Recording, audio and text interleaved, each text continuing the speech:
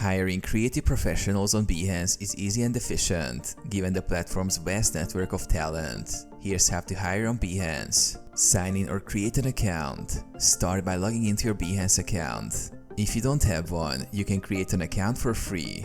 Explore portfolios. Use the Behance search function to browse through portfolios by entering keywords related to the skills you need.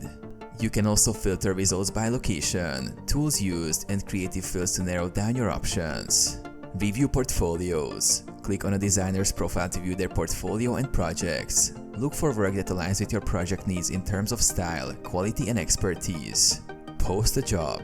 Alternatively, you can post a job directly on Behance. Go to the Jobs tab, click Post a Job, and fill in the job details, including job type, description, skills required, and location. Contact creatives. Once you've identified potential candidates, you can directly message them on Behance to discuss your project. You can also send an email or use contact information provided in their profile. Hire. Once communication is established, you can negotiate terms and hire the best fit for your project.